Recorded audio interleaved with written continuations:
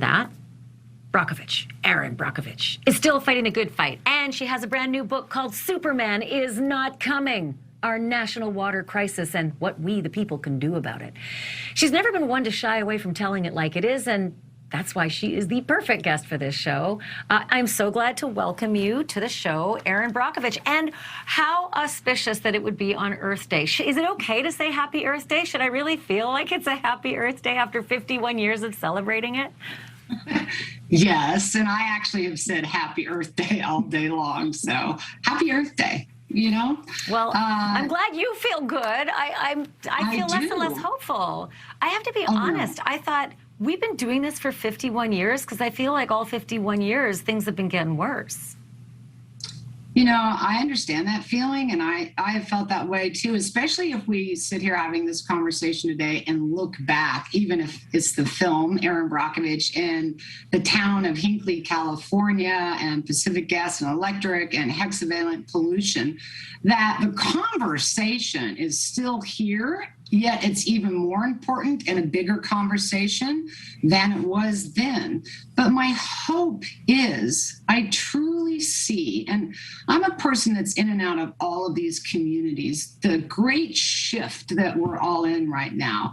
And it's a reset, it's a reboot. You can call it a rebirth, but it's here. And that's because we've woken up. And I've seen this on the ground for a long time. And that is the power of the people and the communities, and especially the moms that are really rising to the challenge. And that gives me great hope. I love your optimism. And then I continue to hear stories about Flint, Michigan. And I've got to be honest with you, I couldn't even believe that a Flint, Michigan story could happen in this decade. And I don't know whether that's me just being a Pollyanna about being, you know, a happy American immigrant, or whether you saw that coming long ago and you weren't surprised in the least. Well, Flint surprised me, not because our infrastructures are aging, which we've known about and have complained and harped and pushed on for quite some time, and the fact that we continue to ignore that issue, but that the agencies themselves, all the way to the governor's office, knew. You know, in Hinckley, we were looking at a corporation, but when it's a real sock in the gut, when you know as a community leader, right down to the municipal level, all the way up to your local government, that you concealed it, it is so egregious. And I learned about Flint a year before everyone learned about it because the moms were getting active, they were getting up in arms. And I've got to tell you again, if we're going to talk about hope, yes, we somehow dropped the conversation, but there's been a lot of system failures in play. And one thing that I think was absolutely absent was the voice of the people. Oftentimes they're told what you see isn't real, that can't be happening. Honestly, I've heard it, you're the crazy mother, or you're not a scientist, what do you know? And we question ourselves, and then we kind of sit back. And it is time for us to stop doing that and to take ownership of who we are and what we are experiencing in our own community, because nobody knows better than you in that community what in fact is happening. And that's what you're starting to see, is the rise of us finding our courage and our voice again. And we will begin to implement the changes necessary in our own backyard. There's a frustration. We've taken it. I don't know if we got comfortable or complacent, or we bought some illusion that something would come in here and fix this. And we're learning now that that's not what's happening. So communities are rolling up their sleeves and they're stepping out. So I know that you have said in the past, don't focus on the politics, focus on, you know, your own voice, focus on the individual, you know, join the movement, but don't necessarily assume that you're going to have to get in bed with, you know, folks in the government. But then you see a $2.2 trillion infrastructure plan. And I wonder if maybe the politics is a good route, because that's a lot of money. Well, Yes, it can be political for sure. Our aging infrastructure and in Flint, the problem was switching river waters, which is something you can't do. And we've got other lead crises that are getting ready to happen everywhere because of our aging infrastructure and somewhat, I don't know, millions and millions and millions of lead pipelines. But there are things, and we teach this in the book, Superman's Not Coming, that even a municipal water operator can do. And, that's a funny thing. It's like the power of your own observation, using your own voice, and actually listening to what the people who are being poisoned are telling you. And in the book, we talk about in upstate New York in Poughkeepsie and the issue that they had with their water and adding ammonia to the system. And every single time they turned on the ammonia feed, the consumer called and said, "What are you doing? Our skin's burning, our eyes are burning, we have a rash." And this particular water operator heard them. And he thought, what am I doing different? And he goes, "I turned the ammonia feed on." So he went and turned it off. Again, power of local on-site observation. He turned it off. The call stopped. He turned it on. The call started. And so because he listened to the people and he pushed back on those above him that this ammonia feed is causing a problem, they realized that they had a huge issue within the distribution system.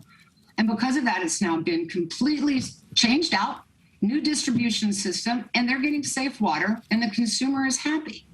So I always worry that there's this idea that we have to sit and wait, that all these policies, by the way, when I talk about antiquated infrastructure, I'm also talking about laws and policies. We're a new society. These infrastructures are old and they've aged, as well as some policies and laws. And when we at a microscopic level get involved with your community, stand behind what the heck's happening to you, even showing up at your own city council. Imagine if all of us did that. Listen, you must have been shocked, but maybe, delighted that there were criminal ramifications for people, with regard to Flint's water crisis. In looking through your book, first of all, I love the title, Superman's Not Coming. It makes me think, oh my God, it's a little hopeless, but the idea is that it's all up to us. I do like that. Yeah, there's a caveat. The rest of it says what we the people can do about it. So I do like that. But I wonder as well, Erin, not everybody is an Erin Brockovich. My God, it's why you're the subject of the Julia Roberts movie. It's why you're such a big deal. Do you think there are enough of you out there to spearhead the people? Are there more of you, or is it really up to each individual person to try to become a little like you? Probably a little bit of both, and they can. I worry so much that we've lost our sense of voice or who we are and how we get that back. I see it happening in communities all the time, because if they dare speak out on a subject, they're often labeled or bullied or harassed or teased, and then they recoil. And they can learn perseverance. They can learn to get in that game, and they want to. And when they do, it's contagious. They become very empowered, and especially when they join their community. There is great strength and support in numbers, and they're finding that out. And what I will tell you, I know for 100% certainty, and I've seen it happen over and over again in communities, whether it be water or medical device or something else that's gone on, you get a bunch of pissed off moms. I am telling you, they are activated. Means something. Yeah. Especially when it's their kid.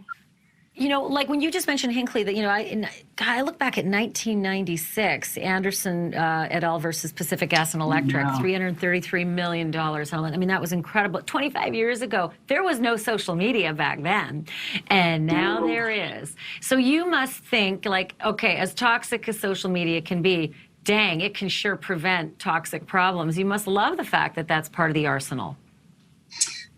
Well, absolutely, and especially Facebook. I can't tell you how it's brought so many communities together, and they'll reach out to me that way because they found each other. They all grew up together in a location, and this is something interesting. We don't monitor migratory pathways, and they find out that their hometown was polluted. And when they all have a place to report and come back to, they're all reporting, I have cancer, I have this disease, and it just takes off from there. So social media has had a big impact on how it is we find each other and can collect together and realize that while we're from the same town and the same community, it's sad that we share a similar disease or illness because of pollution. So it has made a difference. I still do things the old-fashioned way, though. I want you to know that. So. Do you write letters? You write letters, Erin?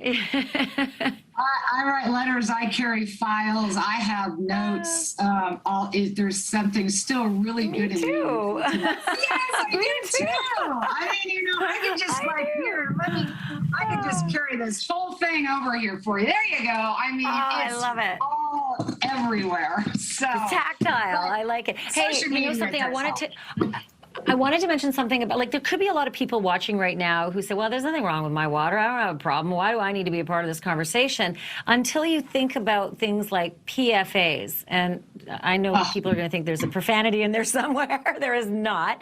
No. But the Biden administration right now actually wants to invest something like $75 million to study PFAs. And for those who don't know what they are, I think, tell me if I'm wrong, they're forever chemicals that you find in plastics. And I'm assuming they're the things that break down into these microscopic, little beads that effectively we get in everything. I remember reading, you get a credit card's worth of plastic in your body every month or so just from your normal life, breathing, drinking water, eating food. Is that crazy? Oh, okay, so this group of chemicals, it would be it's called the PFCs, and it's about 3,000 different chemicals mixed into one. One of those compounds is PFOA, which you would know is perfluorooctanoic acid. I do spend... Of course I would know that. Of course I would know that, Erin. Yes, of course I would.